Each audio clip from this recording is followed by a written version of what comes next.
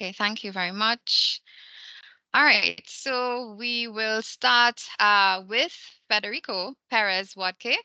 He is DBT's sector lead regionally in agritech at the British Embassy in Argentina. Federico is instrumental in facilitating the growth and success of UK firms in Latin America and the Caribbean. His focus is on supporting Mucosea markets by enhancing the understanding of agriculture trade policies within the bloc, and this underscores his deep expertise in international trade. Federico will give us a brief overview on who we are, what we do, and what we aim to do in this quest. Federico, the floor is yours.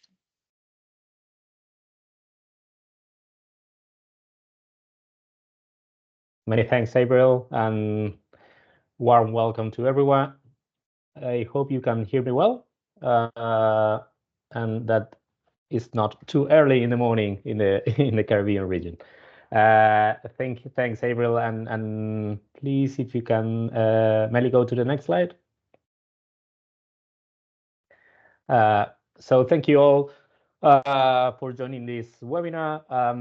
Probably, well, my colleague April mentioned that, but you might be wondering what DBT is, right? Is the acronym is DBT, is the Department for Business and Trade. You might know as the British government or the British Embassy in your markets, but the DBT is the Department for Business and Trade. So our role or our task are mainly the three ones highlighted there. So the support on trade relationships, trade relations.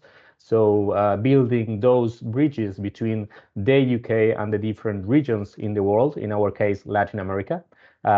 So we do this through different missions.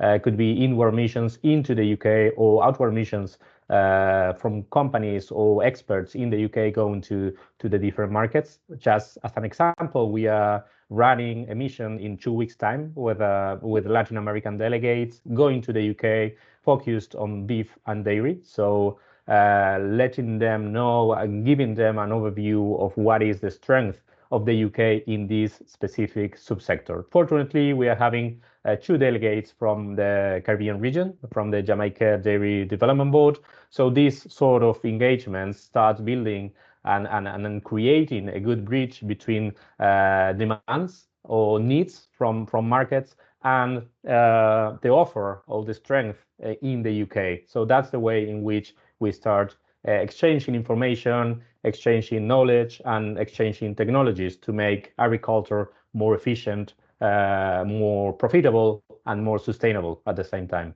Other of our task is to boost foreign investment, so trying to find those companies that are mature enough to go to the UK to develop technologies in the UK, getting leverage of all the research and development ecosystem that exists over there. And finally, promoting free trade also at a more multilateral level, or probably signing FTA, free trade agreements, or other sort of agreements between countries to make trade easier and more fluid. Next slide, please, Melly.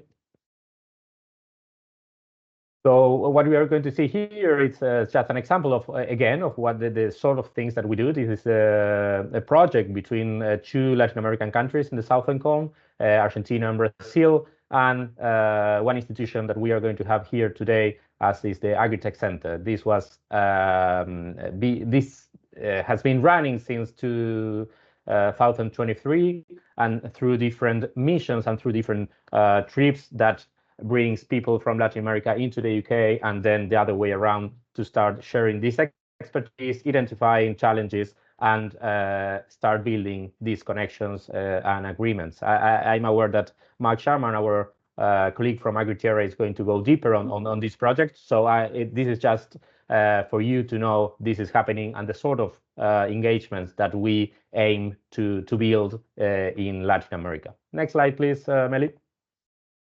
So just for you to know, this is not exactly necessary, but for you to know our structure in DBT, we are all across Latin America in the different British embassies. Out of the 34 countries in Latin America, we are present in 20 of those with more than 180 staff. There are 10 different sector leads. And specifically in agritech, that is sort of a new sector for DBT, working since 2020. I have to confess that we start working probably at the southern cone, a bit biased because I'm based in Argentina, in Buenos Aires. But we start working really, really well in the southern cone, and now we are going probably north. We are going north and northern with the Indian countries, with Central America, with Mexico, and the English-speaking Caribbean was the last jewel to tackle, to understand their needs, to understand the challenges on agriculture and livestock that the sub-region has, and to then find the strength in the UK to tackle those. Next slide, please, Melly. So why the UK? And this I guess this would be the question to answer along all the webinar today.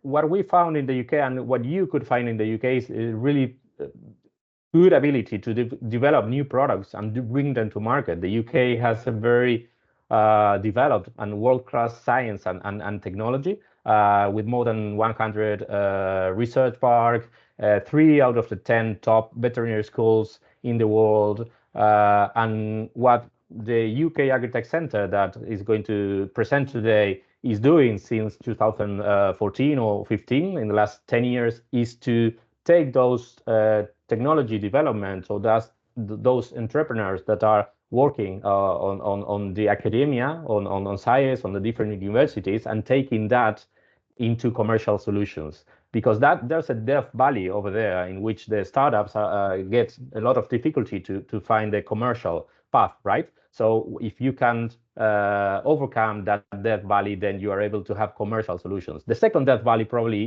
is going through the ocean, so from the UK to the Caribbean, the English-speaking Caribbean. So that's where DBT appears. The other thing to mention is that there's a very progressive food and farming supply chain in the UK. So the supermarkets are pulling for innovation, pushing the farmers to have more innovative and more efficient and more sustainable ways of producing, because that is a demand from the supermarkets and the consumers. And finally, there's a really huge dynamic business environment in the UK. Is the number one, is the easiest place to business in Europe, within Europe, and probably the top 10 all around the world. So that's why the UK. Next slide, please, Emily. And I will finish with just these examples. I'm not going too much deep on this, but this is just for you to get a sense of where the different agricultural universities and colleges are placed, and how you can see that the vast innovation ecosystem and academia in the UK with different examples. This is just, again, it's impossible to go too much deep on these ones. But there are just 3 slides to let you know that, for example, Royal Agricultural University, Scotland Rural College, the University of Nottingham, just some examples in different subsectors where the UK has a really, really good strength at it.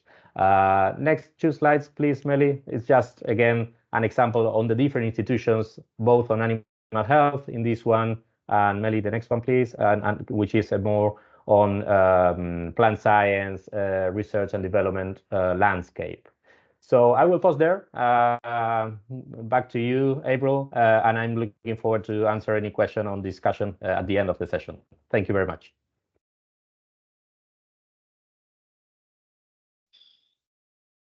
All right. Thank you so much, Federico, for that very comprehensive and compact overview, which I think provided a solid foundation for our discussions today, and certainly letting you know how we can help facilitate in this an initiative.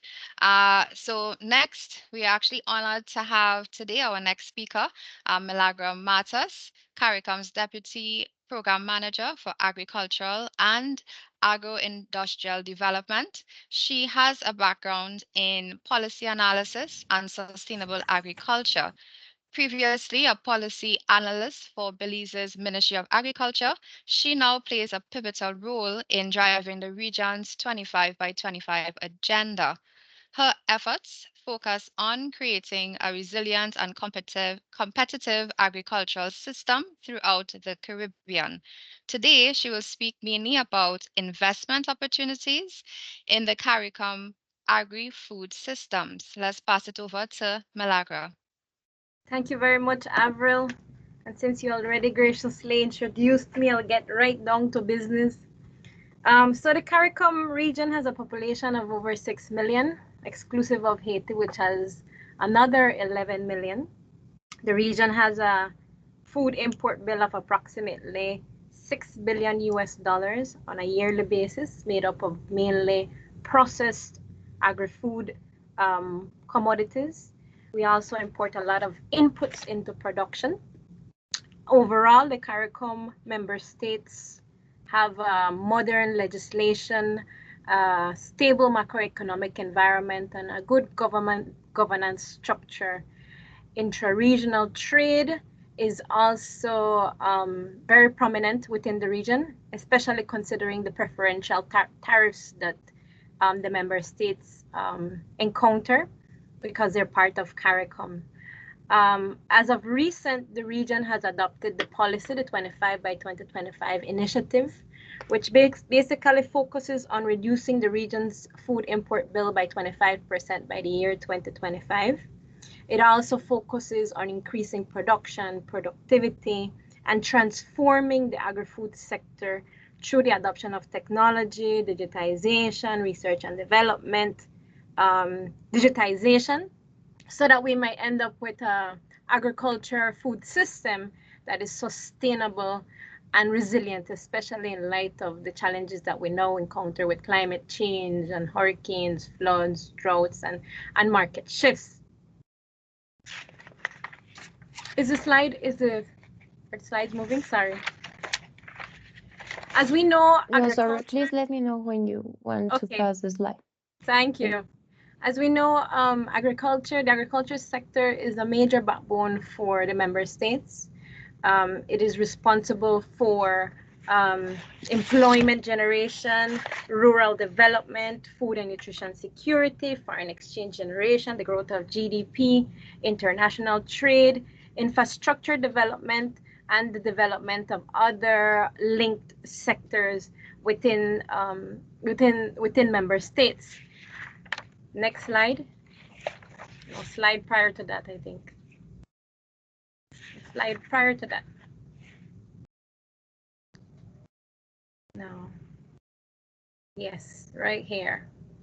Investment is key for the region to be able to leapfrog and to be able to become sustainable and resilient, as we have targeted through the 25 by 2025 initiative.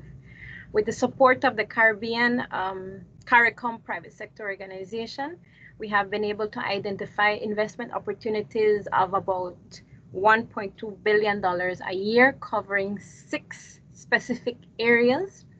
And investment is encouraged throughout the value chain of these particular sectors, in particular that of our commodities, cereals and staples, which amount to $324 million in imports on a yearly basis.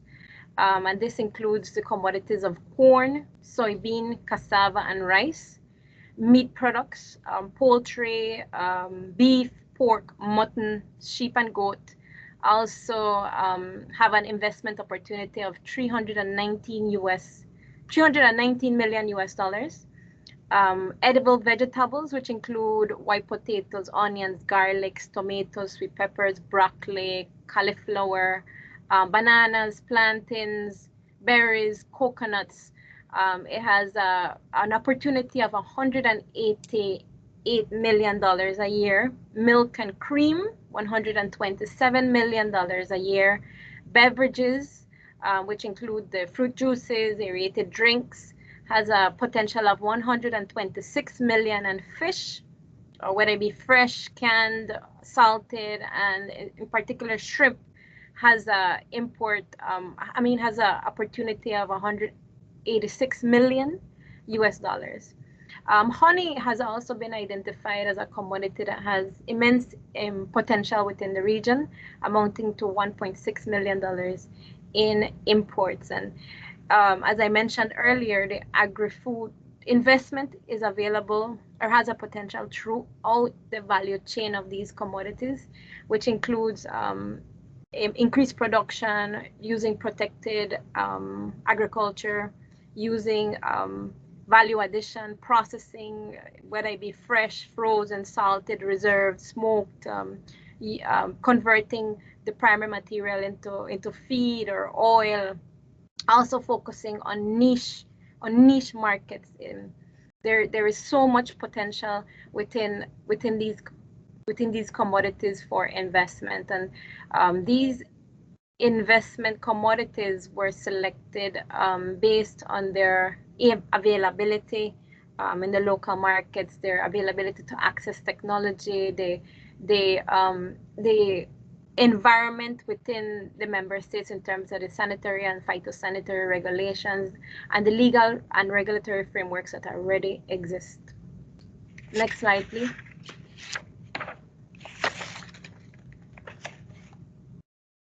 So to get a little bit deeper into the exact opportunities which exist within the CARICOM region for investment, as already mentioned, there are 6 particular areas that have been focused on under the Caribbean Private Sector Organization. The next step in terms of the work to be done by the CPSO is to develop specific briefs on these commodities to give investors a little bit more knowledge of exactly the environment for growth and investment for those commodities identified. But there's other areas that we feel have investment potential. For example, the agricultural finance, creating innovative financial solutions, something that is accessible, affordable, consideration to blockchain, crowdfunding, technological solutions along the entire value chain, including digital tools, which includes that of drone technologies, precision agriculture, digital financial services, data-driven agriculture, online agricultural services, and marketing. I think with the presentations and based on the presentation made prior and the presentations that will be made after, they will be focusing on this specific area, which is absolutely important for the transformation of the region. We're talking about product development, from seeds, organic pesticides, packaging and labeling, whether it be machines or material, are also areas that have potential for investment. Storage, transportation, logistic, the entire value chain for that particular section would also have immense potential. Climate smart agricultural solutions and tools, as you all are very aware, the region suffers its progress is deterred by climate change, hurricanes, the floods, the droughts. So there is a absolute and essential need for us to be able to become more resilient and sustainable. And so we are encouraging renewable energy, water management, the introduction of new genetics and tolerant varieties, that type of thing that will be able to support us in becoming resilient and adapting to climate change. Organic agriculture, pesticides, fertilizers, seeds, the final product, organic products are in high demand, whether it be within the region or outside. Intra-regional trade has immense potential, considering the fact that we have preferential tariff rates, preferential duties being applied to commodities that are made within the region. Gastronomy, the link between tourism and agriculture. As you all know, the region, beautiful islands, have immense movement in relation to tourism. So we need to tap into that particular market. research and development also is essential. The provision of extension services, another area that we could probably tap into. Agro processing, the processing of primary products, the processing of niche high value commodities is also a area that we can consider. The processing facilities, project financing facilities, so bankable, being able to find financing for bankable projects, lending at good rates, and in consideration of the sustainability of these businesses. So in a nutshell, these are the specific areas that we would be encouraging investors to tap into. Recently, we have been doing a lot of work in the region in terms of agri-investment forums at the national level. We have also been doing regional initiatives to invite investors. We are currently engaging in some investment profiles to be presented in Rome to also be encouraging investment. We have our Caribbean Week of Agriculture that is coming up from the 7th to the 11th of October, where business opportunities and investors would be invited to come in and share and network and collaborate and cooperate. So I give you thanks. I give the British Commission thank you for inviting us today to present, and we look forward to the cooperation and partnership. If there is any need for more information, please feel free to reach out, and we would be able to supply. Thank you.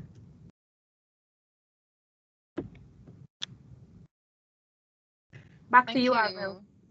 Thank you. Thank you so much, Malagra. This was so insightful. I'm sure for everyone on the call, they would be able to see all of these opportunities. And certainly with the Caribbean Week of Agriculture, of course, if we could perhaps plug in right now for even a couple of these speakers on the line to come out and talk about the transformation of digitization and how it could definitely help the Caribbean reach towards its goals. So I will leave that with you, Malagra, to think about, and we could certainly come back to that soon.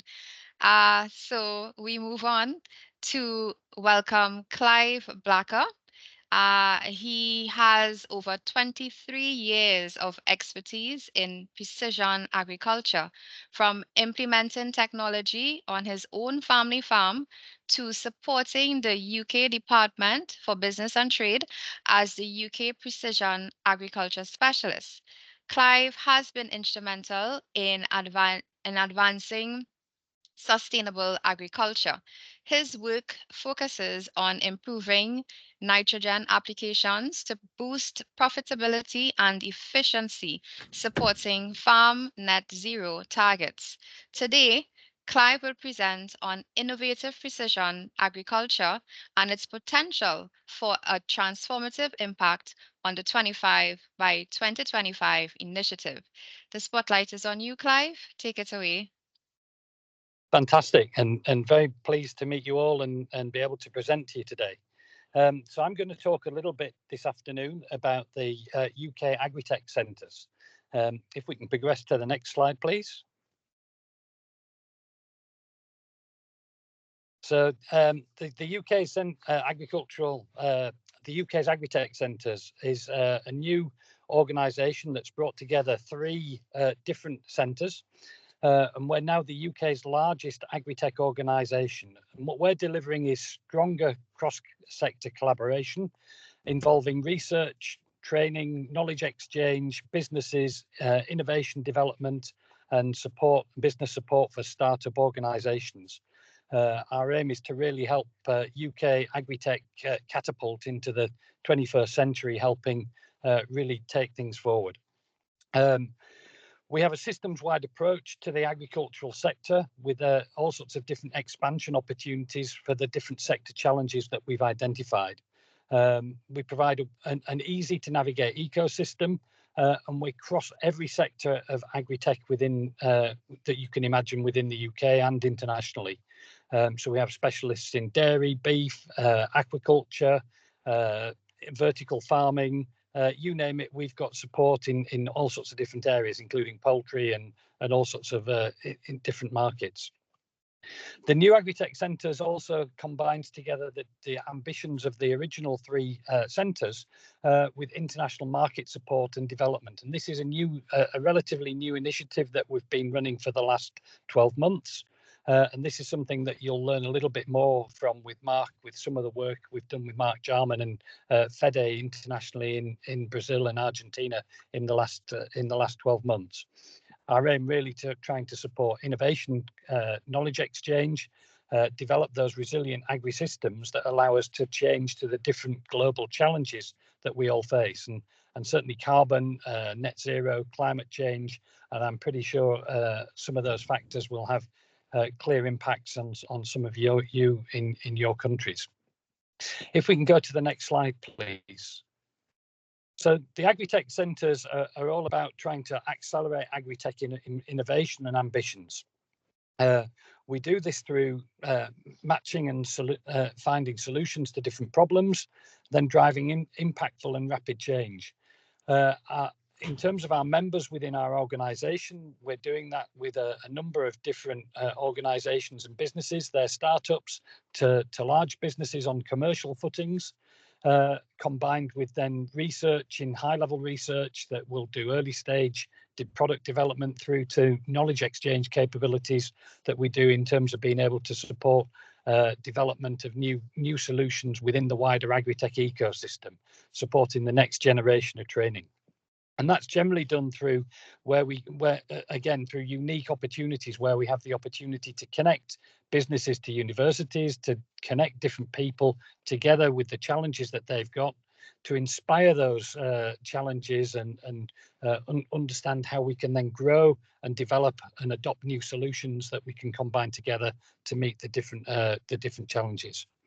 I've highlighted at the bottom of the slide the different areas that the Agritech centres have identified, and we've got 4 main pillars in terms of where we think the main opportunities are, and that's through sustainable production, intelligent agriculture, resilient food systems, and One Health, and whether that be health of plants, animals, food, or people, they all sort of combine together, because if we're producing healthy ecosystems, that has a huge knock-on effect for all of us.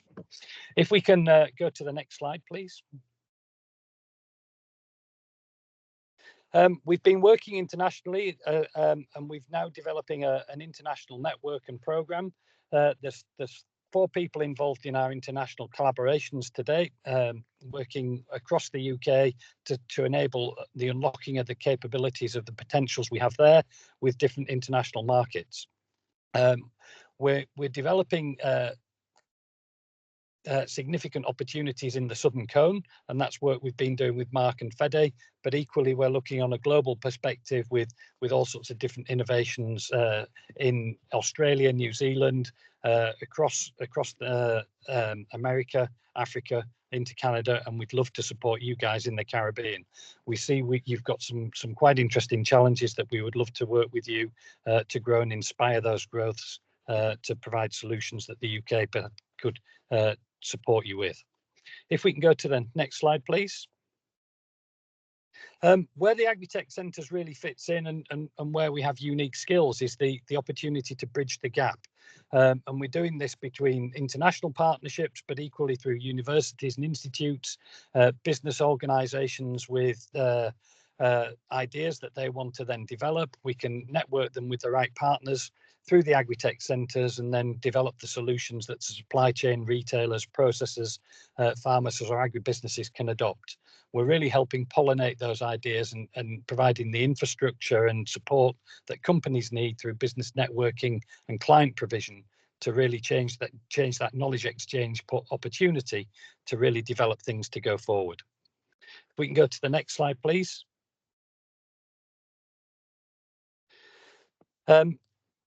So the work we do, our work is across a number of different countries. We've been providing the facilitation of collaborative research, for example, across strategic facilities to demonstrate and deliver and develop target solutions certainly for knowledge exchange. We see that could be a great opportunity for the Caribbean area with some of the training that we have with some of the institutes that we provide at base level and more advanced levels. Promote exchange programs where we can look at networking opportunities and cross-pollination in target markets where we can really aid and support that knowledge exchange. And then overcoming, working with our DBT partners to come over some of the trade barriers that we may face, and working together to really join systems together and provide a joined up solution. If we can go to the next slide, please. And that's it from me. So the Agritech Centres will provide you a great opportunity to network in all sorts of different areas. If you need any more information, I've attached my email address on here, and I very much look forward to being able to work with you to grow, inspire some of your ideas that we can then take forward to adoption. I look forward to seeing you all soon. Thank you.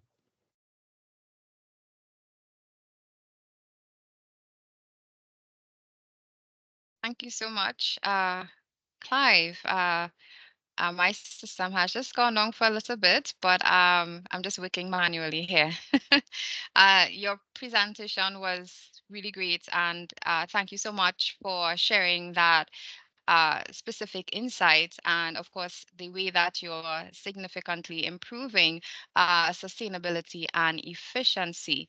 Now we're moving on to our next speaker, Dr. Jelitza Colmenares, an accomplished agricultural engineer with a master's and PhD in plant protection.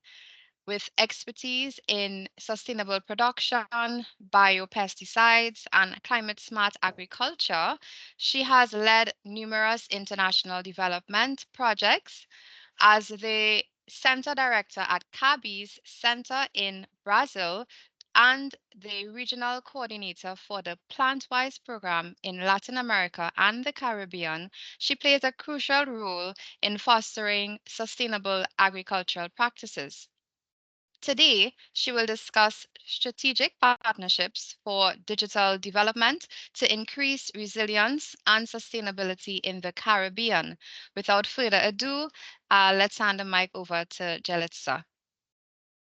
Thanks a lot, Gabriel. It's a big pleasure to be with all of you today to present part of our experience in implementation of global programs and regional programs in the Caribbean, such as Plantwise, and reviewing the importance of digital development for the increase of sustainable production in the Caribbean. So next, please, Melissa. When reviewing sustainability, in terms of the agricultural production, we realize there are different challenges, but also some of the potentials there. Next, please, Melissa, that was right. And then as part of those challenges, next, please.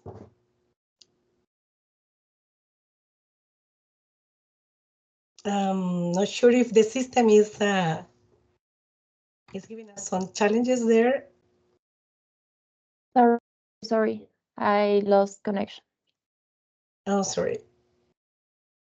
Okay, as part of those challenges I would like to highlight today, and we will be reviewing part of what we have been doing with our interventions, are the attack of different pests and diseases in the terms of the different crops, especially those crops that are important in terms of sustainable production in the Caribbean. But also the constant introduction of new pests and diseases coming into the region. Next, please.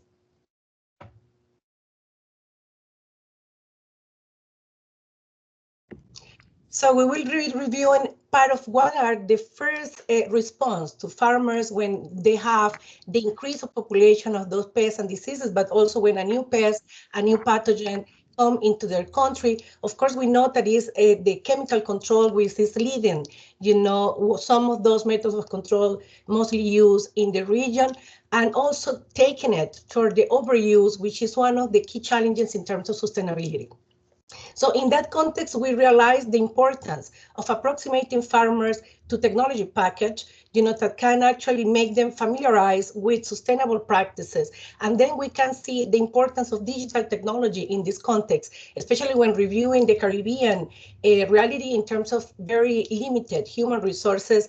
And the digital technology brings us that opportunity to transfer the information to farmers and also help them to know what are the different biocontrol products available in each country, and also what are the other sustainable methods of control they can use. Next, please. In that sense, responding to that need, CABI has been establishing the global program called PlanWise Plus with the aim of working together with key partners at the national level to increase the sustainable production in each one of those countries of intervention. Next, please.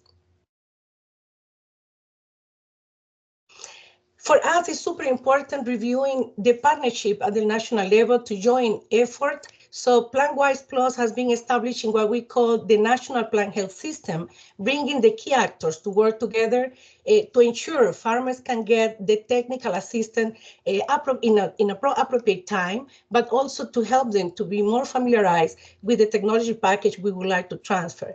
Next, please. In that context, it was very important for us to understand the extension system, how farmers were able to receive the information, not only in a direct way through the national extension system, but also through social media and different other means that they could use, to get the information from. Understanding that, the technicians, extension officers, they were trained in sustainable management of those key pests and diseases, but also we were looking forward to increase capacity in digital technology in each country. Next. To access the information in terms of the key queries farmers were bringing to the attention of the Ministry of Agriculture, the PlanWise online management system was created for the Caribbean, helping the country to be able to access the information of the key pests and diseases that were attacking the key crops at the national level, reacting faster and actually creating the vigilance system in an appropriate way, getting access to this information on time. Next, please. The gathering of the information is done using different digital tools like the different devices like cell phone, but also we use tablets, computers to facilitate the gathering of that information coming from the field, helping the farmers also to bring, to the attention to the Ministry of Agriculture what are the major key phytosanitary problems they are facing at the field level. That also helps the vigilance level for the country to know exactly when they have a new pest or a new pathogen into the country. They know exactly where that new invasive species was reported thanks to this very on-time management system. Next, please. So the CABI digital tools are being organized, responding to the key priority areas. For one side, to increase capacity, in another side, also to provide information in terms of sustainable practices. And it's all being placed in one single area that we call the PlanWise Plus Toolkit section. Next, please. As you can see, it's quite diverse in terms of the different apps that have been created, the different tools that have been making available for each country. And it goes, as I mentioned before, for different areas of interest. Like we have here the pest risk analysis tool that is very well used for the NPPOs in each country, the horizon scanning tool for prioritization, but also the crop app index that is quite useful for extension officers, the bioprotection portal we will be reviewing in more detail, and the CABI Academy, which is creating also the opportunity for the extension officers and national partners to increase capacity in those online training courses. Next, please. As you can see here, the platform has been developed responding to plant health information that is required at the national level, but also to increase capacity using the digital learning tools and the decision support tools, which you could see that are quite broad in the sense of responding to some of those key priority areas. Next, please. For capacity building, we have also in the Caribbean the fact that new extension officers are coming on board and the need for us to provide that constant training and increasing of knowledge and capacities. So the CAP Academy has been responding to that priority, having diverse training courses that are available for free for the plan-wise countries where we have the intervention, going from sustainable soil management to crop pest diagnosis to help the technicians to have a proper diagnosis at the field. And it's quite broad in the sense of the different knowledge that is being required at the national level. Next, please. So also one of the key needs was how we could access those online training courses, but also having a kind of user-friendly app. So the Moodle mobile app is being also developed, to facilitate the access to those online training courses when the technicians have the free time to conduct and to take the courses. Next, please. One of the key digital tools that have been always highlighted in different platforms at the national and regional level was the bioprotection portal. I mentioned in the beginning of the presentation today that we had been focused also in responding to those key pests and diseases, organizing sustainable package of technology for farmers to be able to manage those phytosanitary problems in a proper way. So one of the major limitations we had at the field level, especially when working in rural areas, was the lack of information in terms of what bioproducts are actually available in each country, where can I access those bioproducts. In that way, the bioprotection portal was developed, which is specific per country. Next, please. But also is specific per crop, and you can also target the key pests that you would like to control. And that will bring you, this is an example from Jamaica, the Jamaica Bioprotection Portal, which brings you for that specific pest, what are the bioproducts you have available in the country and where you can actually get those bioproducts, especially when you are in the rural areas. Next, please. In the past, we have very complex lists that the Ministry of Agriculture used to provide to us, which have all the different active ingredients, bioproducts. Sometimes it also include plant protection products, but also animal production products. Now with the bioprotection portal, this is being simplified. Next, please. And the idea was for us to work together with the extension system, the national extension system, the national plant health network, to ensure we could overcome the high dependency of chemical pesticides, sometimes in some countries even including heavy toxic pesticides, and increasing the use of sustainable practices, including biological control, as you can see in this study that was conducted for several years in the region. Next, please. So responding also to the climate change challenges that we are facing, we have been developing different digital tools and initiatives at the global level to develop the early warning systems that you will see now. Next, please. Actually, having the climate change effect, not only in the crop distribution, we are discussing even in Colombia, how we have been losing the niche of coffee in the coffee growing areas due to the increase of temperature in that area. Next, please. So the idea was to create also the intelligence behind for us to know not only the requirements of those different crops that actually are the base of food security in different countries in the Caribbean and Latin America. Next, please. But also to understand what are the different pests that are commonly attacking the key crops there. And due to the increase of temperature, they're getting out of control. Like we have now the national programs in different countries targeting the coffee rust, because it's one of those diseases that seems to be quite affected and influenced by the increase of temperature and the changes in terms of climatic conditions, but also how the new pathogens, the new pests are getting established easily in different countries due also to that increase of temperature we are experiencing at the national level. Next, please.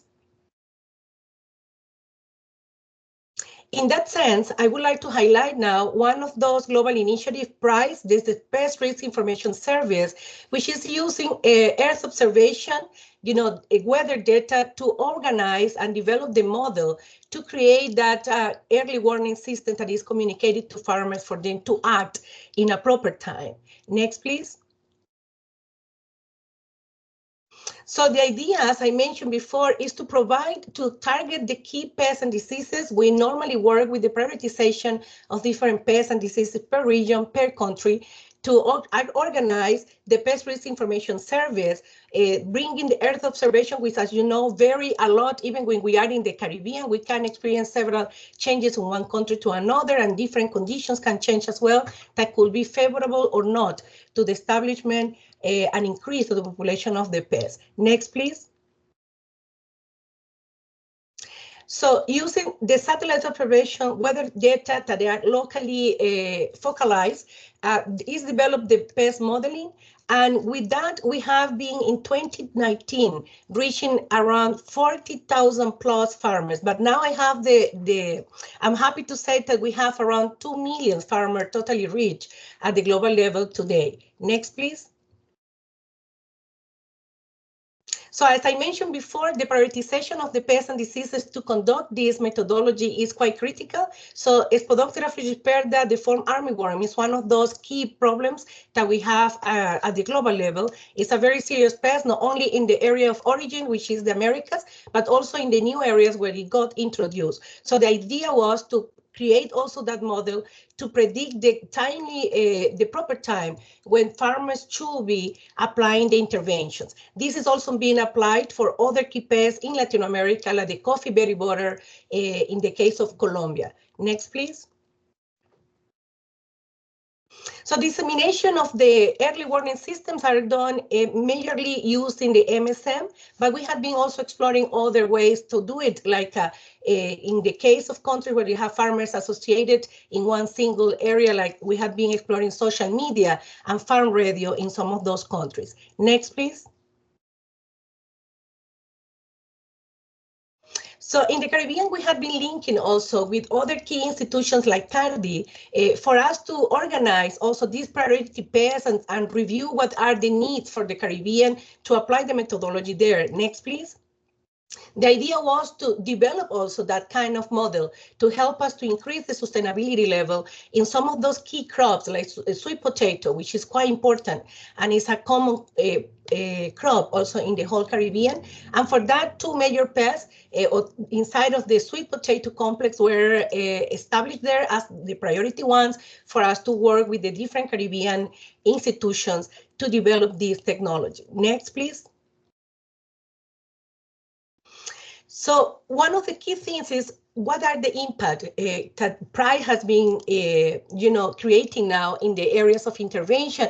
And it's very interesting when we read and understand this last study that was published in 2023, where it actually highlights that, when farmers are receiving the pest risk information and they are able to act on time, they are able to increase the adoption of the multiple IPM practices, but also they are able to increase, the time, the optimal time for them to react and have intervention against the pests or the disease attacking the crops, and also that lead to increase the yields obtained in each case. Next, please.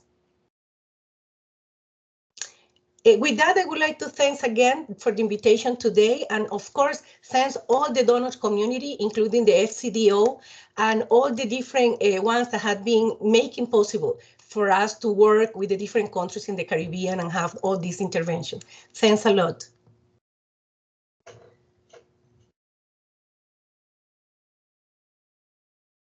Thank you, Jelitza. Certainly enlightening. And of course, your work on strategic partnership and what it can do for 25 by 25. I think Malagra may want to speak with you offline, certainly, to see or to discuss more about the training courses that could certainly help the member states and what it can mean going forward. So moving on, we will now have our next speaker, Mark Jarman, who has spent over 15 years at the forefront of technology, science, and innovation in agriculture and the food system, developing and delivering solutions in over 25 countries. With a background in remote sensing and GIS, Mark is passionate about uniting organizations, building ecosystems, securing finance, and delivering impactful solutions. Now he is based in Colombia. He founded AgriTierra in 2021, leading a team that operates across the UK and Latin America markets to provide business and technical consultancy services within the agri-food system, aimed at driving impactful change and, of course, aligning perfectly with the goals of 25 by 25. Please go ahead, Mark. Super, thank you, Avril, and pleasure to be in front of everybody today. As Avril mentioned, I'm based in Colombia, moving here a couple of years ago. I do a lot of work connecting the UK with Latin America and vice versa, understanding the strengths of the UK and also the strengths of the region, how they can be brought together to deliver positive change at the local level and also at the global level, because we're in a food system that faces many different challenges. Next slide, please. As you can see, we are in a food system of change. Farmers are facing issues affecting them at the local level, the field level, flooding, all the way up to global changes, influence of COVID, supermarket demand, new policy and regulation linked to deforestation, compliance. How do we use data and information to address that is a fundamental question. Next slide, please. Obviously, technology, as you're all aware, is moving at a ferocious pace. We've got satellites being launched to deliver global connectivity. We've got artificial intelligence. We've got the emergence of virtual reality, augmented reality, new manufacture, new machines, robotics. How does the food industry and technology combine itself correctly to really be used together is a great question. Next slide. When you look at Latin America and the food system, it will feed the world. The 25 by 25 strategy to reduce the reliance on imports. The potential is there. The potential to do that is enormous because we have so much untapped land or land that can be put back into production that can be exploited, of which technology, policy, innovation is going to be central to that. Next slide, please. And when we look at it from a UK perspective, we really do have a strong offer that can complement the work that can be done locally to enhance that. And you've just heard some brilliant examples of research, science that's going on through CABI, but also from a business perspective, there's so much great offer. The UK has a great offer that can really deliver for Latin America and the Caribbean. Next slide, please. And that's where AgriTierra comes in. We are passionate about working to create those bridges, to create those solutions, to build those partnerships that create value here, because that's super important, value to the farmer, value to the supply chain, but also value to the UK because, we want to create opportunities to support food system transformation. Next slide, please. And the UK has done a lot of work over the last 2 years to really understand its strengths and identified 10 agri-tech subsectors that are listed on the slide. I'm not going to go through them, but they're everything from robotics and weather prediction to post-harvest to genetics and also business and financial tools. And also 2 cross-cutting themes from a science angle, maths, data engineering and computational science, as well as life, environmental and natural sciences. We're very fortunate. We have a brilliant ecosystem. You've heard from 2 fantastic organizations, but there are many more, whether that includes AgriTech, for example, or Rothamsted or NIAB, but also going into the tech sphere. And you're going to hear from companies like Abaco today. But also we have a food system that's very progressive in the way that it thinks about using technology and innovation and supporting its communities, its farmers, its suppliers to really enhance food production. And there's a lot of learning that can be shared, but also learning that can be exploited and taken from the region to benefit UK production. Next slide, please. And so our offer is to really be that bridge, be that consultancy to advise organizations from across the food system, whether they're suppliers of technology, whether they're users of technology, or whether they're the innovators who are helping grow and sustain new business and innovation.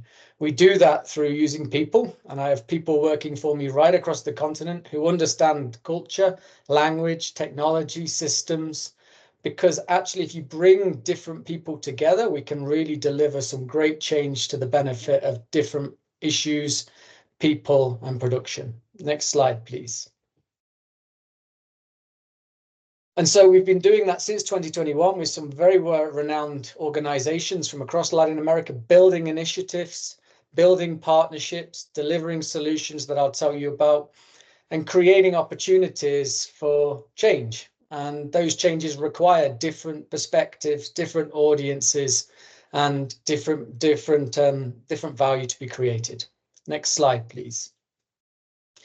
And so the first example I want to talk about is through a UK company called Trading Space, who were looking at working with the chocolate industry here in Colombia. The chocolate industry are under growing pressure to evidence compliance to new EU directives around sustainable production, but also they want to work with their farms to get new metrics on what is the status of production, what is the quality that we're providing, how can we also provide you with added intelligence back. So we worked to build a pilot with them to create effectively a first mile traceability application to feed into Trading Space's online traceability tool for monitoring deforestation. You know, farmer-led innovation, as you've seen from Cabby, is critical because you need that to ensure that you get the buy-in to use the technology. Simple information tools that can be used can deliver real value very quickly to both business, but also deliver back to farmers and enable a business, therefore, to quickly evidence its compliance to various ESG metrics. Next slide, please. Secondly, a huge issue when we think about digital connectivity. It doesn't matter whether you've got the fanciest phone application or solution in the world. If you've not got any form of satellite or terrestrial connectivity to access the internet, you're not going to be able to use it. So working with a company called Wild Networks, who are delivering connectivity over space. Space is fundamental now to how we deliver connectivity around the world. And if we want to look at it from a 25 by 25 perspective, we have to think about how do we deliver connectivity to everybody in that food system to ensure we get robust data, we get robust traceability, but also we can look at improving people's lives, because once you open up the connectivity angle, you stimulate entrepreneurship, etc., etc. And Wild are doing this with simple, low-cost connectivity over LoRaWAN by satellite, which means they can deliver information in pretty much near real time, dependent on the constellation they're accessing, of what is happening in the field at that point. Next slide, please. And finally, not to go into this too much because Jane will talk from Abaco, but an example here of how do you bring together a value chain to deliver information improvements in soil. I mean, soil health is fundamental to production. You need data, you need information to be captured at the ground level, and you need to distribute that. And if you can distribute that amongst an audience and share that value, well, actually, you've got an opportunity to improve a system. And if you want to reduce your reliance on food imports, well, if you're improving the productivity and productivity of the soils collectively, then we've got an opportunity to really deliver that. Next slide, please. And finally, for me, this is the opportunity with the UK and the region is how to bring together those ecosystems. You know, you're working together as CARICOM. How can the UK work together with CARICOM in the same way that we want to build stronger relationships geographically across borders? Why should we not be partnering with different countries dependent upon different strengths? And this is the ethos behind the work that both Fede and Clive have briefly mentioned. How can we build an international ag tech innovation ecosystem that supports UK interests, but at the same time supports local interests? Next slide, please. So with funding from the UK, we've been working at understanding, okay, we've got UK strengths. What are the needs and issues locally? What are the requirements in markets such as Brazil and Argentina, whereby the UK can add value, but also there's capability that the UK can benefit from a research perspective and also from a business perspective. Next slide, please, Melissa. If we do that, what is the technology? What is the innovation offer in these places that enables us to exploit and deliver new solutions to those changes? I'm identifying, is there a community? Is there a need? And therefore, can value be created quickly? And putting people, therefore, in place to actually exploit that. Next slide, please. And so we've been heavily engaging in the region, building those networks across the agri-food system, from farmer networks, associations, government, policy, business, research and innovation hubs, understanding what are their offers, what is the infrastructure, what facilities, what support is available, how can the UK and local governments work together, what are the funding mechanisms that can be exploited, and how can methodologies such as the Agri-Epi and the Agri-Tech Centre's Smart Farm Network be taken to the region, and what facilities and ideas and can be taken back to the UK. Next slide, please.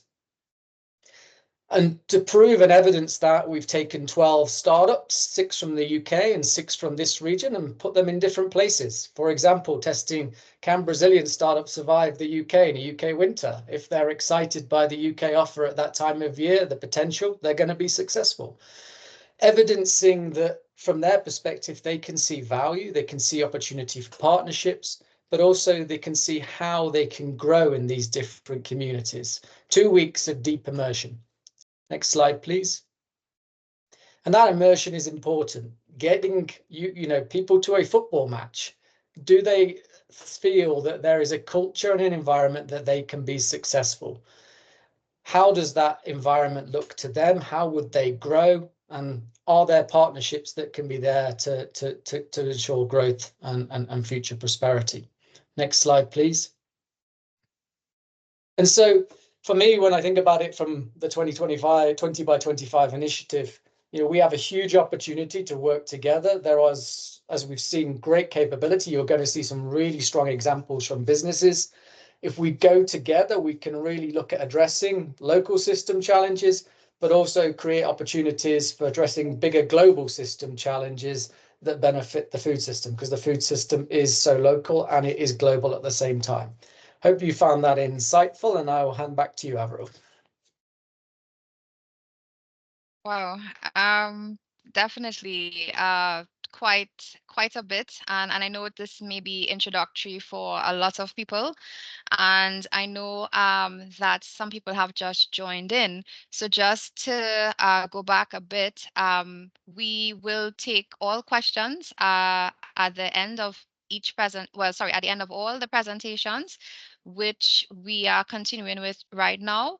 So I see your questions, and certainly we will share the information of all the participants, as in the speakers today.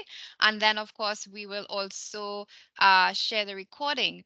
So what I will ask for you is, if you are asking a question, please submit your name and your email address and your question, so we'll be able to get back to you in short order. If your questions are not addressed today, again, we will come back to you in the future. Thanks for joining in, and we will now be moving on. And again, I thank you, Mark, so much. Your accomplishments, it speaks for itself and definitely underscores how important technology is in advancing agricultural practices. And of course, that's important for the Caribbean to achieve its regional goals. So I know if you thought all of what you've heard so far was exciting, I can't wait for you to hear the next bit of speakers. We are moving on to our case study segment, where we will be highlighting the solutions and innovations in the field. And of course, we have some remarkable examples of UK firms that are making significant strides in the Caribbean in the agricultural sector. Each of them will now briefly share their experiences and acumen as it relates to what they've been doing so far. Let's start with our first case study presentation today, and it features Nils Winkler, the Managing Director of Omex Agri-Fluids Limited.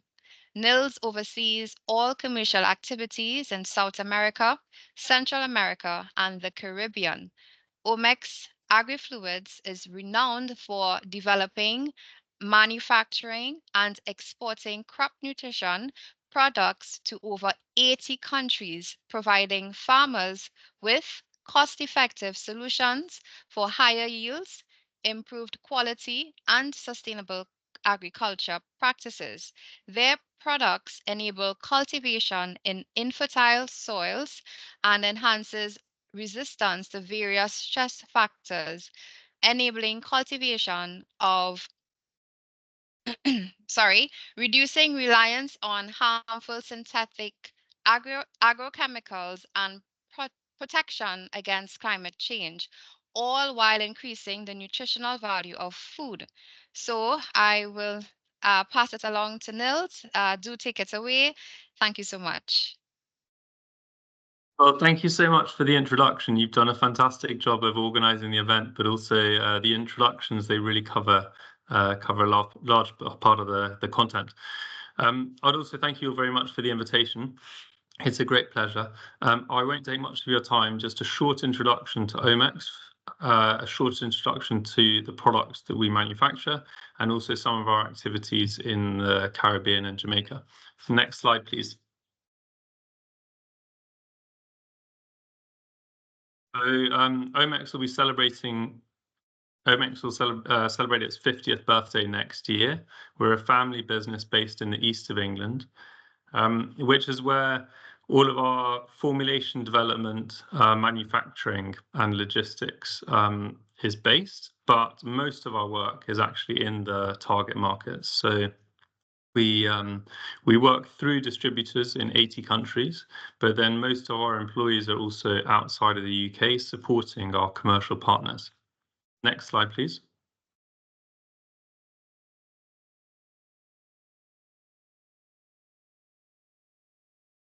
Sorry, just perfect. And one more. Excellent. So most of our products are in liquid form. They'll arrive in typically 20-foot containers and be pre-packed into anything from 1,000-litre down to quarter-litre bottles. The products you can see on the bottom right.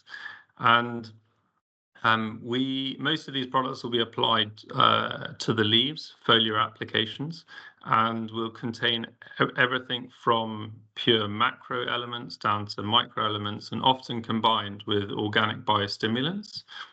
So a typical product would be Calmax, which then includes very high concentrations of calcium.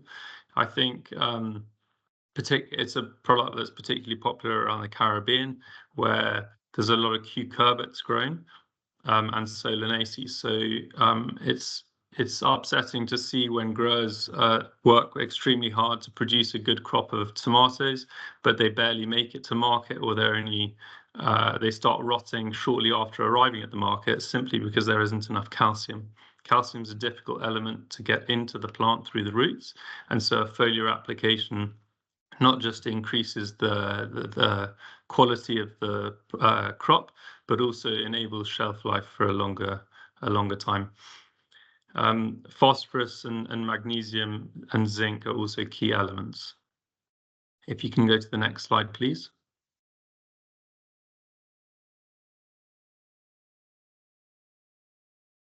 So here are some more photos. I've been to Jamaica, I think 5 or 6 times in the last, since joining Omex 12 years ago. I've always really enjoyed my time there. It's a great opportunity to learn a huge amount from the growers. They're always very enthusiastic to share their knowledge. And of course, they have so much first-hand experience that they can really help us to continue developing the best products.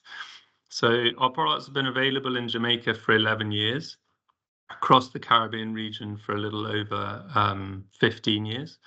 And in Jamaica, the products are promoted through 23 agronomists. And we, OMEX, provide international support through webinars and physical visits. So the Denby Agricultural Show taking place at the beginning of August is a fantastic event. I'm likely to be there, but certainly our agronomist from Colombia and another agronomist based in Trinidad will be there. And I think the 25 by 25 is an incredible initiative. A lot of people would think it's ambitious, but I truly believe that you've got fantastic growing conditions, a very enthusiastic agricultural population, and just in the short time during COVID, we saw an enormous increase in the drive to be sustainable, people growing their own in their back gardens, and I think it really is achievable. Our products are available across. I was in contact with our distributor last week, and they said that they estimate our products to be available in about 80% of Jamaica. And so, for us, it's not a case of developing more formulations or increasing the access. It's really a lot of training, so. I'd really appreciate any support or any introductions where we can help with grower training, seminars, demo plots. And I guess the last thing to say is that I think the 25 by 25 is definitely achievable. Another thing to consider would be increasing the exports by 25%, because you do really have phenomenal growing conditions, and there are many crops like coffee and chili, and I guess the rum that comes from your sugarcane. But there's a huge opportunity to increase exports as well through increased production in Jamaica. So I'm looking forward to embracing that challenge with you. Thank you. Thank you very much, Nils. And I see you, of course, plug in for an event in Jamaica. And I'm sure if the member state is here, and of course, they will be happy with this promotion freely. All right, so we move on to Trevor Morris. He is the CEO of Blue Planet Renewables Limited. And of course, Trevor and his team specializes in biotechnology, renewable fuels, and livestock proteins. Trevor will be showcasing today the project Blue Horizon, aimed at integrating climate smart technology into agri-food systems across the Caribbean to advance the 25 by 25 initiative. He will be sharing his expertise on high-tech UK agricultural processes aimed to optimize yields from oilseed crops with minimal environmental impact. And of course, remember today is World Environment Day, so I know he would mention that as well. And of course, after a successful pilot phase in 2023, BPR began its pre-production runs in 2024. And of course, it's obviously going to contribute to Jamaica's NDC targets for carbon emissions reduction. Over to you, Trevor, to elaborate briefly on what BPR is doing in Jamaica. Thank you. Well, thank you so much, Avril, and thank you for having me on the webinar. As I say, my name is Trevor Morris, and my company now, slide one, please, it will be as follows. As a biotech company, we have experienced certain challenges in Jamaica. And Jamaica, even though it's peppered with microclimates, it's always an ongoing effect of climate change, and it's a real worldwide problem. BPR itself, we intend to address this in Jamaica by introducing AI cutting-edge farming technologies, which will be groundbreaking in Jamaica. Can we go to slide 2, please? Since 2019, we have adapted the oilseed crops to a third generation seeds, and these seeds are fully acclimated to Jamaica now, and we have been tested by our multinational partners this year. We intend to supply a high-quality livestock protein and oil under agreed long-term supply contracts with our multinational partners. Slide 3, please. As you can see from the slide, we anticipate the following. Q3 this year, we intend to complete production trials with our partners, one of our partners, to launch a blend of edible oil. In Q4 this year, we intend to be up and running and to be able to supply livestock protein and oil to Jamaica under agreed long-term contracts. Q2 next year, we hope to launch or to be part of a launch to bring to market a plant-based pharmaceutical supplement. And in Q4, at the end of next year, we believe, or we envisage that our target export capacity will be with livestock protein 7,000 tons, and obviously with the oil 5,000 tons per annum. Next slide, please.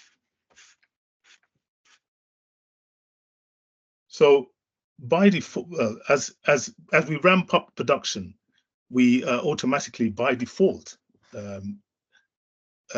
comply with the NDC targets and international ESG standards. Just by growing it, we actually reduce carbon emissions by quite a significant amount. And next slide, please.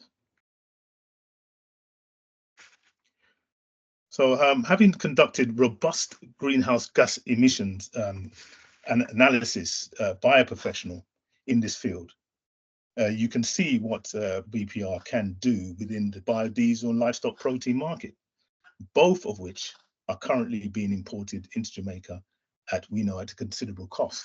So we can see there that 75% reduction compared with imported diesel, and with the livestock protein, we're looking at 50% greenhouse gas reduction compared to imported soybean oil and meal.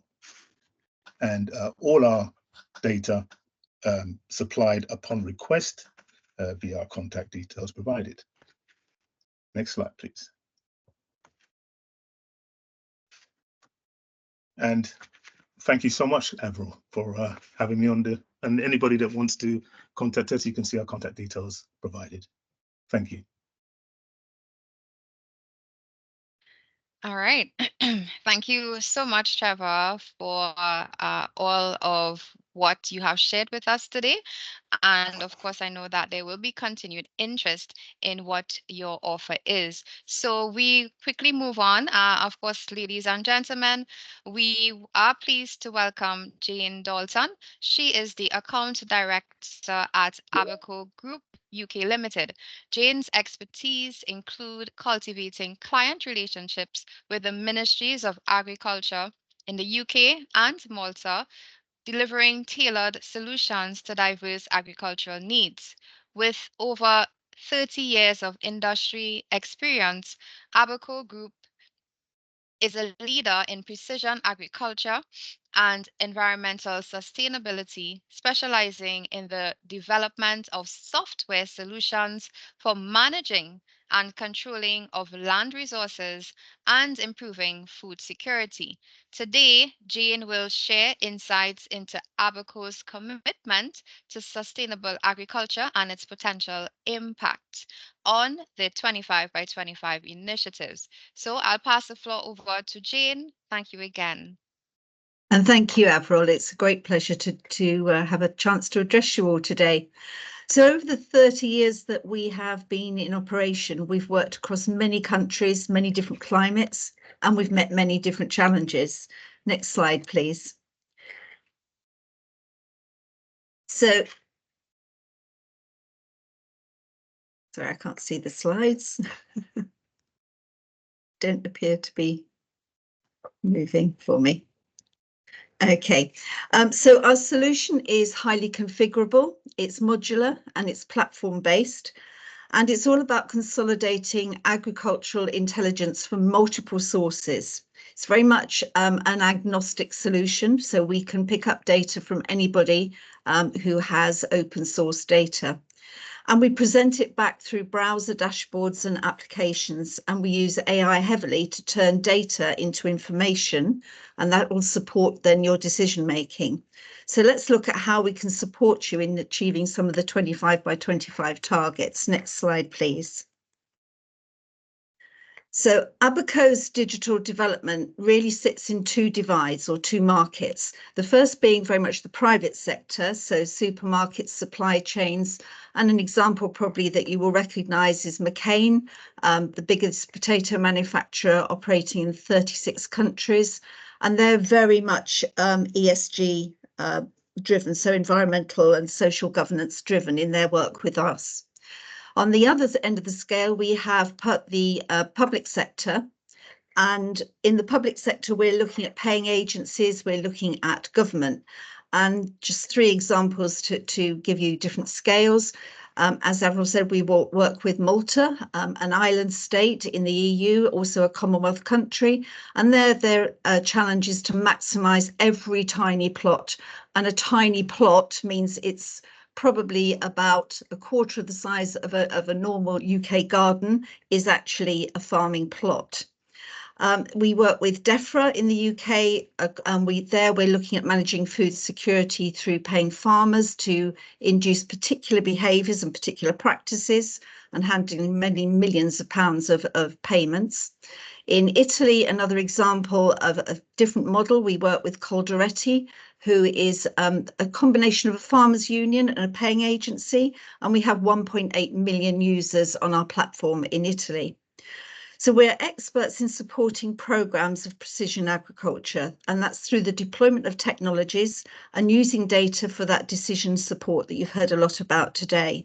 And that's all about driving behaviour. It's about creating efficiencies, increasing productivity, supporting that precision intervention so that it literally happens when it needs to and not the broad spectrum that we've been used to. And all of that is about building a sustainable future. It's about reducing cost. It's about improving outputs, and that helps you to manage your food security. Our three edicts when we're dealing with farmers and with our farming bodies is to monitor, to manage, and you will then see the benefits. And that's how we can support the 25 by 25. For us, it's also about building strategic partnerships. We can't do this on our own. So we're working with people like Ferrero. So most people will know Ferrero Rocher, Nutella. It's about high value nut crops and monitoring and tracking its life cycle, through to tracking sensitive crops like hemp, tobacco or coffee. In Malta, it's working with, for example, olives and grapes on the high value end, but also tomatoes, potatoes. Next slide, please. Food to fork is a terminology we widely use these days, but for us, it means starting with soil. And as Mark kindly mentioned earlier, Abaco's digital soil health model is very much in vogue at the moment. It's proving very popular and very great amount of a great amount of interest, both with our supply chain and with government. And that takes the whole process from the choosing where to take the samples, taking the samples through the laboratory process, feeding that data back, not only to the farmers, but for government level and organisational level, to be able to see exactly what interventions are needed and to make sure that we guide people on land to use appropriate activities, appropriate interventions, minimising chemical inputs, maximising the outputs. It's about building the soil up to protect water sources, to improve biodiversity, and looking at microbial and mycelium spreads, all of which help that whole productivity message. And from there, we then move into the crop health element of this story. And there we're measuring using satellite data, so LiDAR, NDVI, and more from satellites, from near-Earth measurements, from drones, ground sensors, anything IoT linked, so machinery, etc. And that brings together data to help us manage the crops, the grazing, trees, forestry, and knowing where and how to intervene in an effective way. And just picking up on the integrated pest management, we actually, part of our solution is using solar traps, and they will collect the weather data, temperature, humidity, stages of development, all using AI to again deliver precision intervention and minimize the application of pesticides. And that we've got a big installation in Italy of that, and we are on our 5th year of trials in various aspects with Malta as well. So we have a lot of recent extensive activity also looking at effective managing and monitoring of agrivoltaic builds, which is, I know, something that Jamaica is about to embark on. Next slide, please.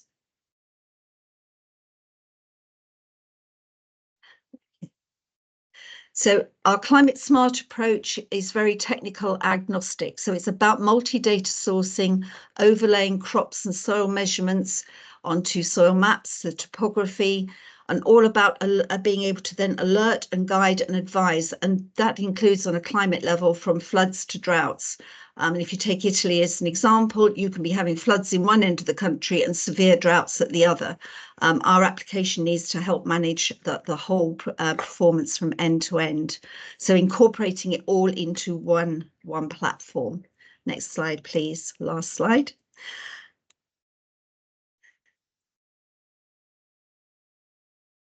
So our message today is this is about a federated solution. We can't do this without local partners. We need to add local knowledge and local data into our brain, if you like. And a federated solution looks at larger local partners, maybe larger island nations, then federating the solution out to their smaller partners.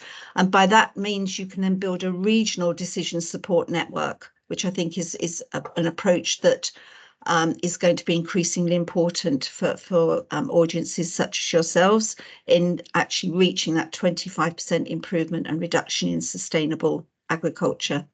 So it's a very quick whip through, but thank you so much for listening. I hope it was of interest, and I look forward to some questions later. Thank you. Thank you. Thank you so much, Jane. I think you connected so many dots for us here on how data technology solutions can certainly help us achieve some success in the region and being able to talk about it as freely. And I do anticipate some questions for you in our question and answer session that is soon approaching. But before we get to that, we have our last speaker today, and certainly not the least. And of course, he is our last speaker as it relates to case studies out of the UK for anyone that has recently joined. So with over 25 years experience, Dr. Andrew Turner is a principal chemist at Cefas. He leads the development of innovative methods for food safety and spearheads cutting-edge research within the chemistry team. He recently collaborated with Jamaica's Fisheries Department to validate and implement methods for monitoring regulated marine toxins in conch. He is well equipped to help CARICOM regions establish best practices for mitigating risks associated with natural aquatic toxins in seafood. Please join me in welcoming Dr. Andrew Turner. Over to you, Andy. Thank you very much, Avril. Thanks for the invitation to today. And if we can start with the first slide, or we can move on to the next one. So basically, I'm part of an organisation called Cefas, so the Centre for Environment, Fisheries and Aquaculture Science, based in the UK. And we have a whole host of different remits covering all aspects of aquatic science in the UK, but regulatory and advisory. So one of the jobs, the sorts of jobs we do concern making the rivers and the seas and the oceans healthy, the seafood that comes from them sustainable, also emergency response relating to disease outbreaks or spills, a huge amount of work relating to policies, relating to all aspects of aquatic environments. But my particular group is that of the food safety group within the food security. So really our major focus here is assessing the safety of seafood and the sustainability of seafood, and all related aspects of that relating to the regulations and imports and exports, both in and out of the UK and Europe. So next slide, please. So yeah, my group then is food safety group. So we do a large range of activities, not least then conducting the regulatory monitoring for harmful algae that grows naturally in seawaters all the way around the world, and the natural aquatic toxins that they produce, which can accumulate in seafood, including shellfish and finfish. So alongside that regulatory work, as part of the British government, we conduct a whole range of research activities as well to assess impacts of all sorts of things, including climate change and how they might actually determine or produce emerging seafood safety hazards. So both in the UK and around the world.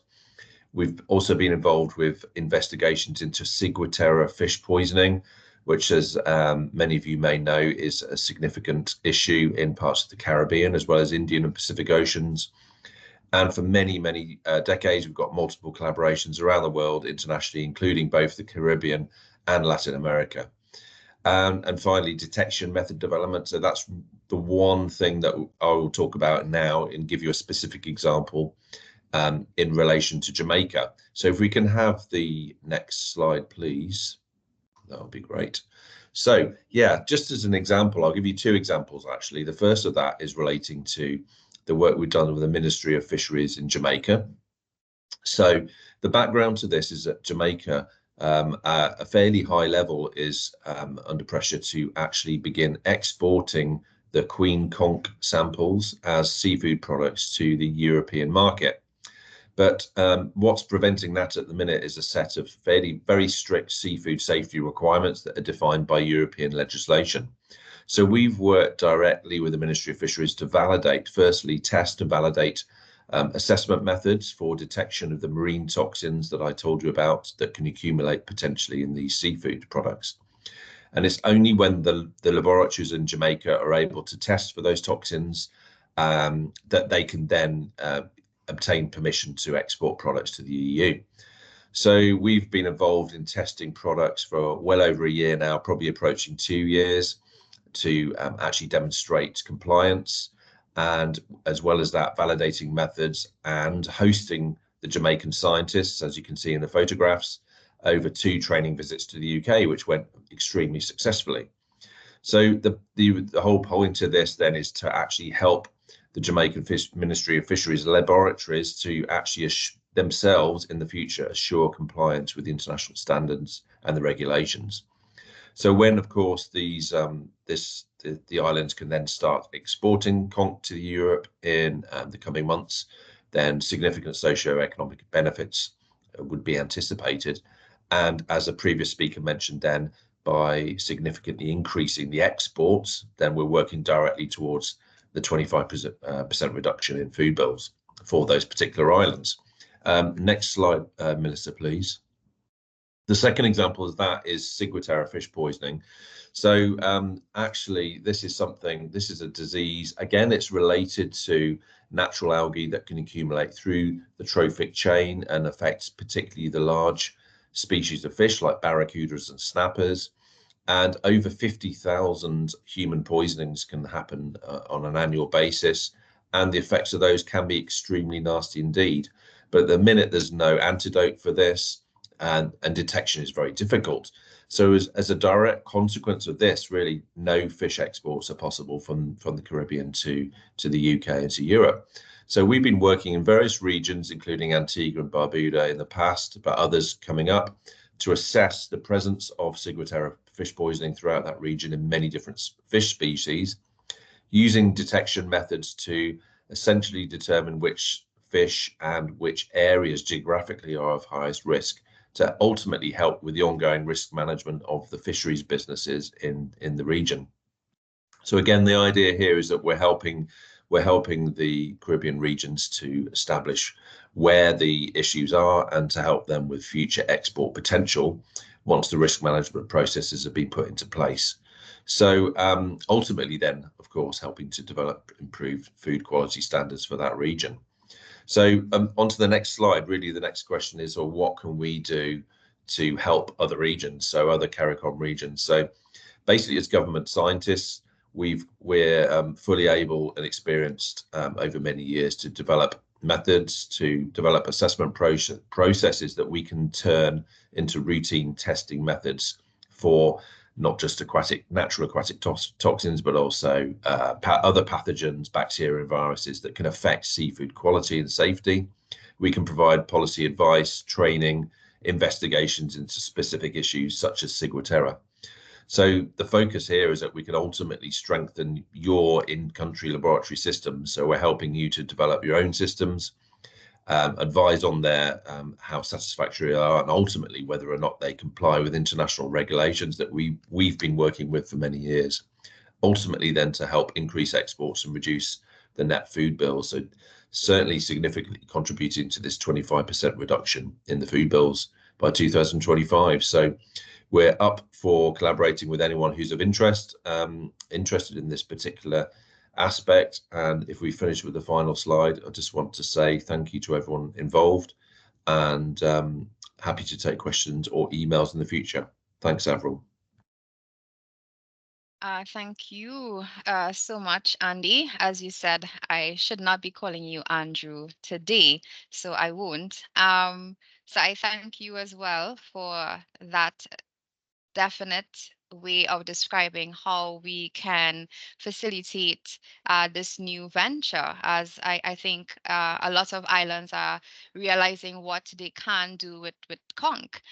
Certainly, if anyone on the call here today is from Grenada or the Bahamas, I do think there is some synergy there, and happy for them to reach out directly as well. So now we are finished with our presenters for today. We will actually now swiftly move on to the question and answer session. Feel free to raise your hand and we will go in that order. Alternatively, if you would like to send your message in the chat, we are open to that as well. We aim to roughly close off in a few minutes, as I think we've gone a little bit over time. So the floor is open. Feel free to ask your questions at this time. Thank you.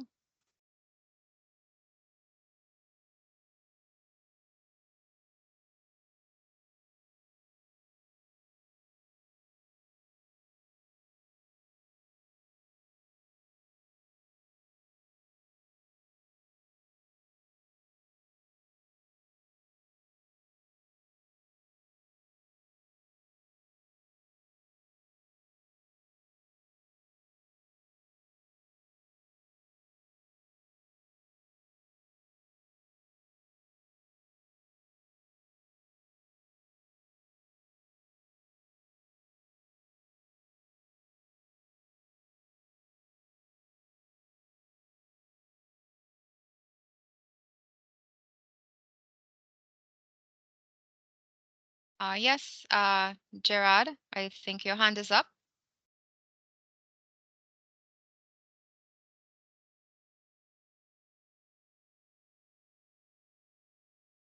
Hi, Gerard, you can go ahead and ask your question.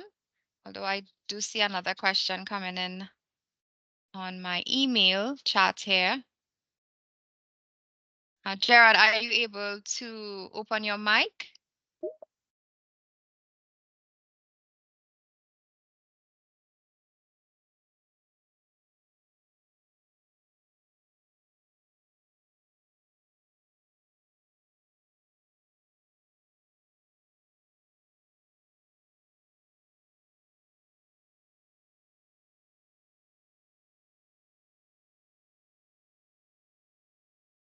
Whilst we wait for Gerard to come back online, I do have a question for Federico. I know he started very early on, and we may have forgotten slightly what he mentioned.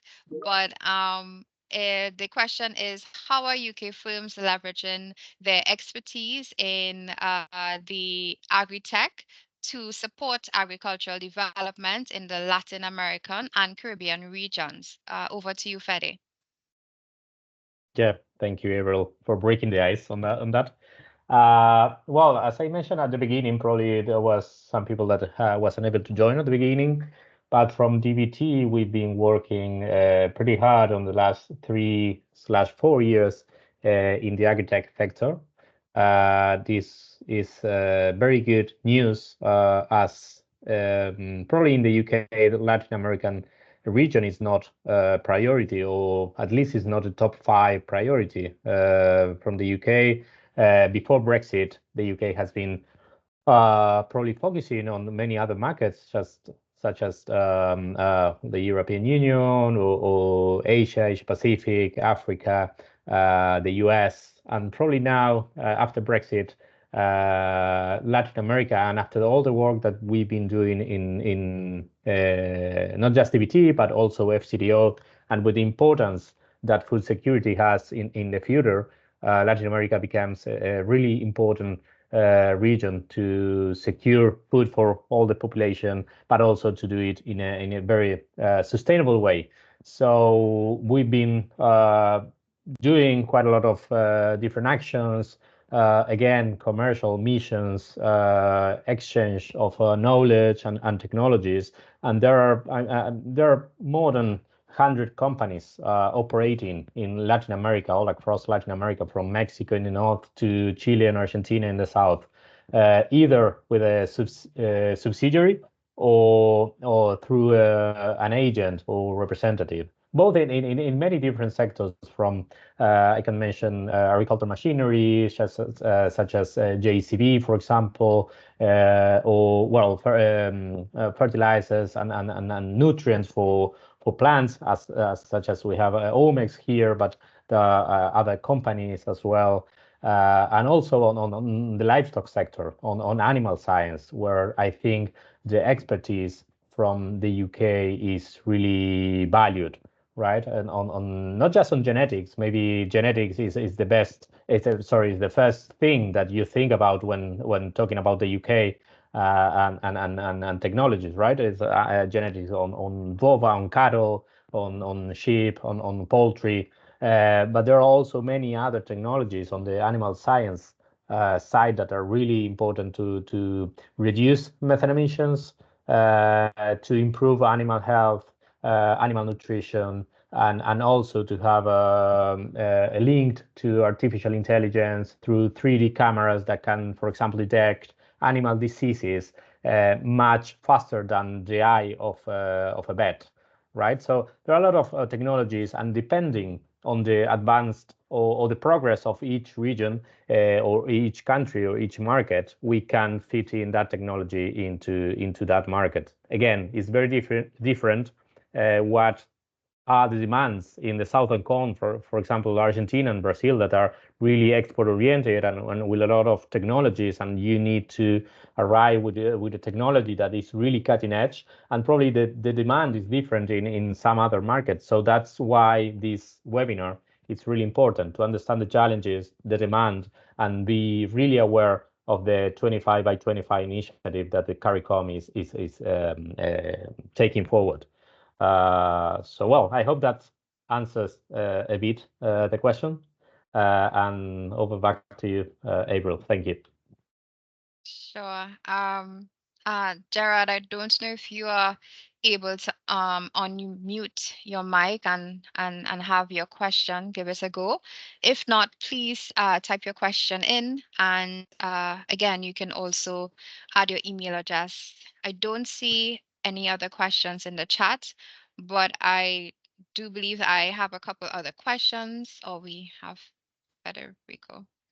Yes, Fede? No, maybe I can take leverage of the use putting on me, putting me on the spot, and maybe just make a question to Clive, if I'm from the Agritech Center. if Clive, if you're keen to also break the ice with me.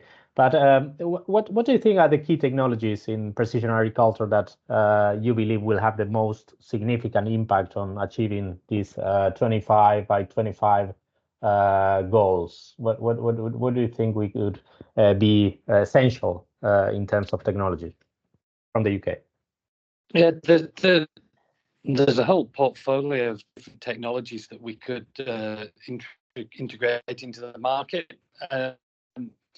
Generally, I mean, precision agriculture often sounds very complex. It's ultimately about measuring.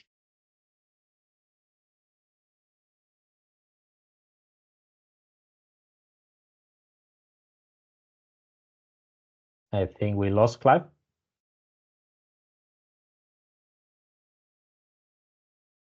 Yeah, he seems to be frozen a bit. I believe maybe Mark is really keen on answering that. Mark. Thank you, Fede. No, I know Clive is on a farm in Northern Ireland, so with limited connectivity.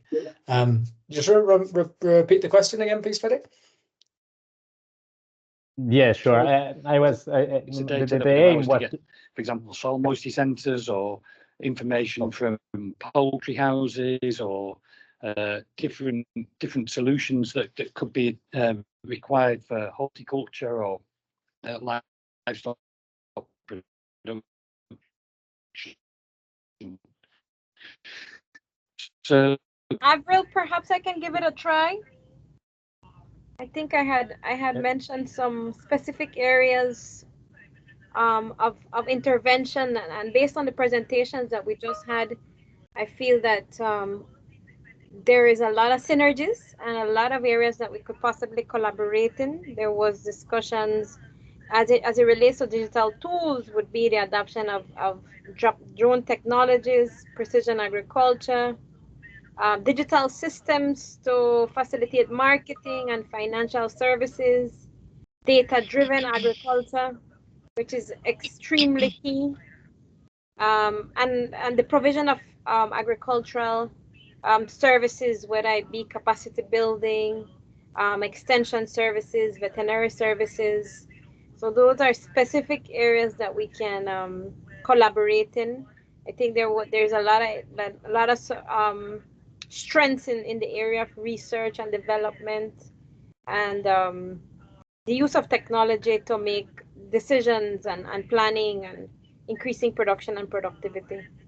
So basically, all the topics that had been discussed today are key towards supporting the achievement of the targets listed in the 25 by 2025. Thank Yeah, you. pretty Sorry. much. Did Mark or Clive come back as well? I mean, just to build on that last point, in my presentation, there was a list of areas of UK strength, and the work that we've been doing in Brazil and Argentina has been looking at those areas of strength and mapping them against local market need. And I think that's a great next step following this would be to identify 1, 2, or 3 areas of real clear focus that short-term value can be created, aligned to the 25 by 25, but also greater longer-term science and therefore impact as well. And also at the Caribbean, the CARICOM end, what are your strengths? Because I think that's where the UK would want to work with a really great partnership to leverage some of the excellent science capability and business that exists in the region here as well.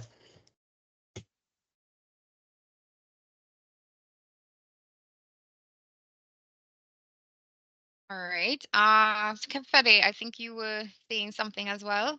Sorry if I cut you just now. No. It was just about bringing Mark to the session to answer that question and to have both Milagro view on the challenges and well Mark's view on the offer probably.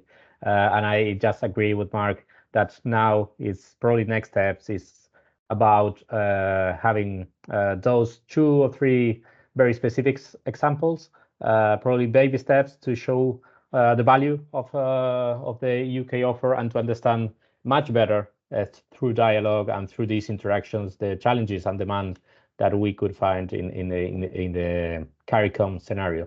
My probably a follow-up question to Milagro would be, what do you think are the best channels to start working with this matching exercise between the UK offer and the Caribbean region? As Mark mentioned, and Clive and myself, we have in place a very interesting project between the UK with the Agri Epicenter and the Southern Cone markets such as Argentina and Brazil with this Smart Farm project.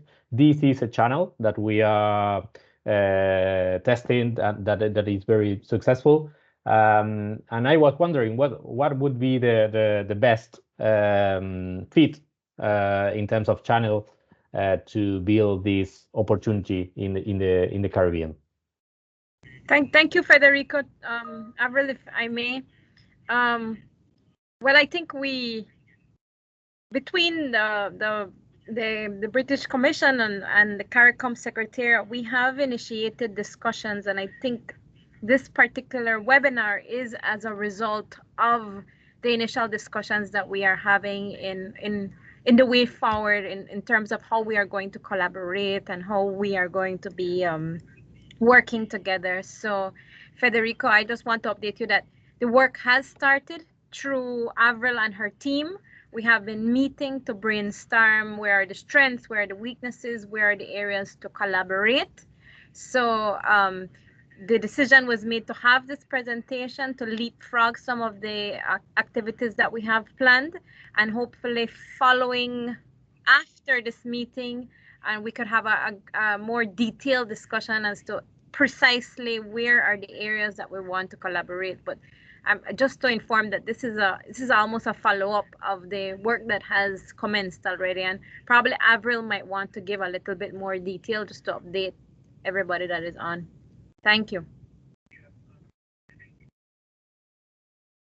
Thanks, Milagro. So I think you're right. This definitely was as a result of our first and initial meeting, and that's why earlier I would have tried to plug for perhaps these speakers, as you heard them today, coming into the forum at the Caribbean Week of Agriculture, where they're able to share more face to face. So I do think that could be a separate conversation, and I'm happy to do that with you as well. So I think for now, as I recognize the time, I just want to try to wrap up.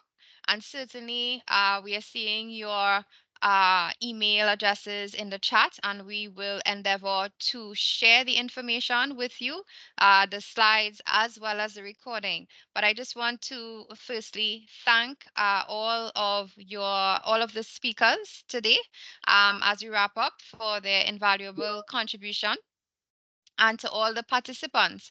I think this was a robust, or the beginning of a robust discussion. I want to especially thank Melissa Ortiz, who has been our sometimes silent moderator, and of course our comms team in Brazil and Jamaica. I think today's webinar was really about the practical implementable strategies to unlock the agricultural potential of the Commonwealth's Caribbean region.